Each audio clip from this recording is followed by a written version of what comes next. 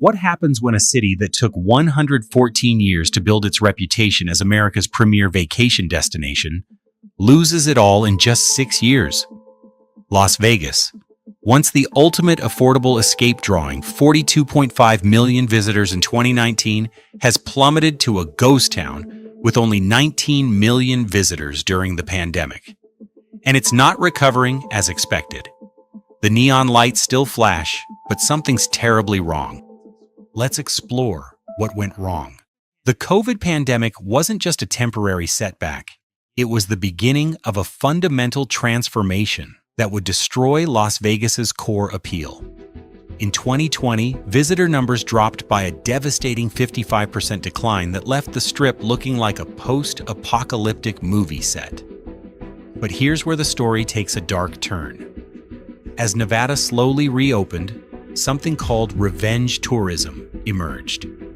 This was pent-up demand from people who had been locked in their homes for months, eager to spend money and experience life again. According to research published in ResearchGate, revenge tourism represented travelers who were willing to spend more and stay longer after the isolation of lockdowns.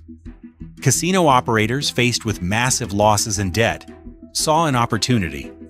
Instead of maintaining their traditional low-cost, high-volume model that had made Vegas accessible to middle-class America, they decided to chase the big spenders. As one industry report noted, by 2021, revenge tourism drove record casino profits of $11.5 billion on the Strip, emboldening operators to raise prices across the board. This was the moment Las Vegas sold its soul. But here's what casino executives don't want you to know. The real villain in this story isn't the pandemic, it's corporate greed. Major casino operators like MGM Resorts and Caesars Entertainment began implementing what can only be described as systematic price gouging. Resort fees, once a minor annoyance, skyrocketed to $55 per night at luxury properties. Parking, which had been free for decades, now costs up to $25 per night. Derek Stevens, CEO of Circa Resort and Casino, admitted to Fox News Digital that Las Vegas may be pricing itself out for the average visitor. The evidence is everywhere. A $26 bottle of water at the Aria Resort. MGM Resorts has been particularly aggressive, raising resort and parking fees twice in 2024 alone. CEO Bill Hornbuckle brazenly told investors at the J.P. Morgan Gaming Conference that if you've bellied up to an ATM machine lately, it wouldn't surprise you to know that those fees have gone up. This isn't customer service, it's highway robbery. What made Las Vegas special wasn't just the gambling and entertainment, it was the value. For decades, casinos subsidized cheap rooms, food, and drinks to get people through the doors, knowing they'd make money at the tables and slots. This created the famous Vegas proposition: come for affordable fun and maybe get lucky. That era is dead. According to Oliver Lovett, CEO of the Denstone Group and casino industry consultant, if you're looking for a bargain, because of the way that Las Vegas has changed, it's no longer a bargain destination. The city that once offered $5 blackjack tables now struggles to find games under $25. Buffets, once the symbol of Vegas value, have either disappeared or been priced out of reach for average families. One Reddit user captured the sentiment perfectly. Vegas was amazing, but I can't with the prices. I felt like a spectator instead of a participant. I have honestly never been to a place that was more absurdly priced. They reported spending $50 on 2 bottles of water and $30 on house wine at their resort. The demographic shift is undeniable.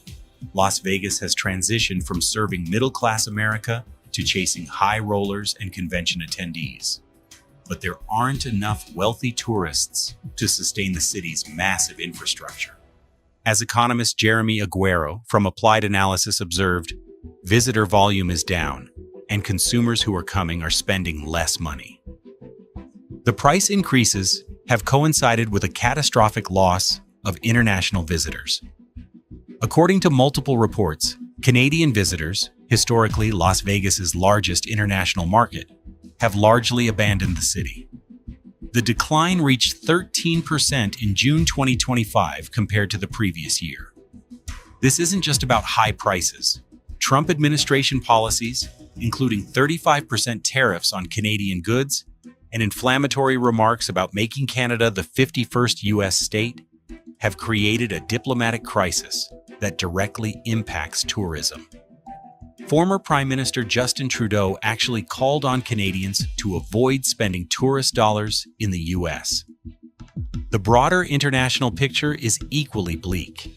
Asian visitors, once crucial to the high-end market, remain far below pre-pandemic levels. Chinese visitation is only about one-third of what it was in 2019, while Japanese visitation stands at just 44% of pre-pandemic numbers. Rising prices aren't the only factor driving visitors away. Las Vegas has seen concerning trends in crime and safety that have damaged its reputation as a family-friendly destination. While overall violent crime dropped by 7.3% valley-wide in 2024, sexual offenses increased by 4.5%, rising from 1,050 to 1,097 cases. During the summer of 2024, Las Vegas experienced what law enforcement described as a notable uptick in violent crime, particularly in densely populated areas like the Strip and Fremont Street. According to a report by the Las Vegas DUI Attorney blog, year-over-year crime in Las Vegas has seen a 14% rise, and the city's violent crime rate is now 40% higher than the national average. The combination of extreme heat, alcohol consumption, and frustrated tourists dealing with high prices has created a volatile environment. As one law enforcement report noted, heat can exacerbate tempers and cause heightened agitation, making conflicts more likely to turn violent. But remember, behind the corporate profit reports are real people struggling to survive in the new Las Vegas economy. A TikTok user who identified herself as a strip waitress shared her experience. Last year, around this time, I made $300 to $500 in tips. And today I just walked home with $124. The Culinary Workers Union, representing 60,000 Vegas workers, has been fighting for better conditions as companies implement cost-cutting measures. Ted Papageorge, Secretary-Treasurer of the union, told Fox News that companies had frozen hiring and were making targeted cuts to part-time workers' hours. The human cost extends beyond the service industry. Tourism-dependent businesses throughout the valley are laying off workers or reducing hours. As one local commented on social media, "When I moved here in '96, there were so many jobs here I could pick and choose. And right now, people in our service industry are having a hard time finding those jobs." Las Vegas's reputation crisis has been amplified by social media, where disappointed visitors share their experiences with millions of potential tourists. The "Las Vegas is dead" TikTok meme went viral, featuring videos of empty hotel lobbies and sparse sidewalks on the Strip, often accompanied by somber music. These aren't professional hit pieces. They're authentic reactions from real visitors. Bloggers have fixated on examples of extreme pricing, from the infamous $26 bottle of water at Area to $50 intimacy kits, condoms, and massage oil at hotels. The negative publicity has created a feedback loop where potential visitors see these stories and choose other destinations. Tom McElhinney, a Cleveland resident who has vacationed in Las Vegas for 25 years, told the Nevada Independent, "The food is expensive, hotels are expensive. There used to be bargains and going to buffets, but it seems like those are all disappearing. You used to be able to play $5 blackjack everywhere, but now everything is high. The allure here is gone."